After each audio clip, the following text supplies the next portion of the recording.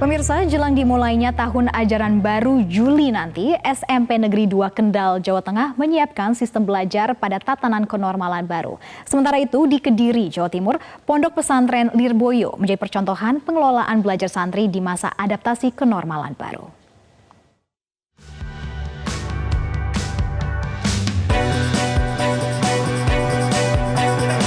Sebagai persiapan menyambut kedatangan 28.000 santri ke Pondok Pesantren Lirboyo Kediri, Gubernur Jawa Timur bersama Kapolda Jatim dan Pangdam 5 Brawijaya terlebih dahulu meninjau lokasi.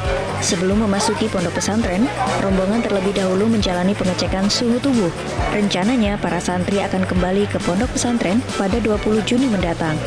Pengelola pondok pesantren mewajibkan santri melakukan karantina mandiri di rumah selama 14 hari sebelum kembali ke pondok pesantren. Setelah tiba di pondok pesantren pun, para santri akan menjalani karantina di kamar terpisah selama 14 hari. Sementara kegiatan belajar baru akan dimulai bulan depan. Untuk tahap awal, baru 10% santri yang akan kembali ke pondok pesantren. Untuk mendukung protokol kesehatan, pengelola menata ulang kamar santri, rutin melakukan sterilisasi, dan mewajibkan penggunaan masker di area pondok pesantren.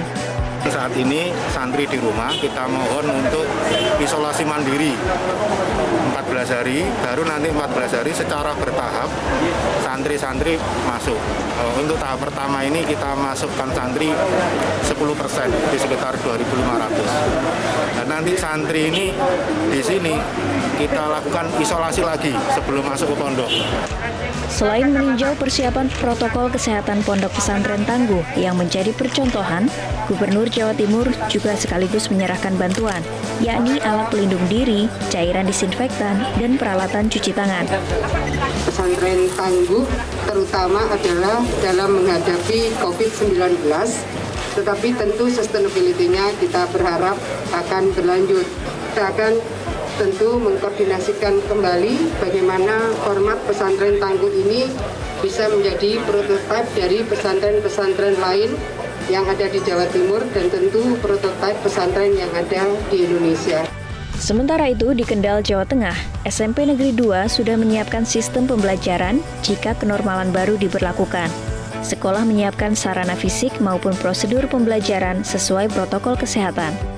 Sarana fisik yang disiapkan yakni tempat cuci tangan yang tersebar di beberapa tempat dan hand sanitizer di tiap ruang kelas.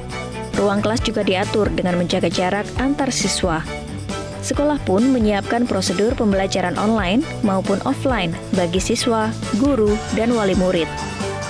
Yaitu yang pertama, yang berangkat anak-anak itu bergilir sepertiganya setiap hari. Karena apa? Satu ruang kelas bisa terisi paling tidak maksimal 20 siswa untuk jaga jarak 1 meter 1 meter. Maka kita antisipasi, kita ada 25 kelas, kita antisipasi terisi masing-masing kelas itu 15 anak.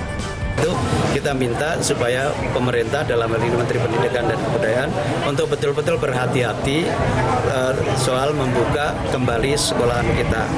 Kalau soal kemudian ini misalnya ada PPDB, penerimaan peserta didik baru, oke nggak apa-apa. Sekarang mungkin bisa pakai sistem online, daring, bisa juga dalam bentuk portofolio.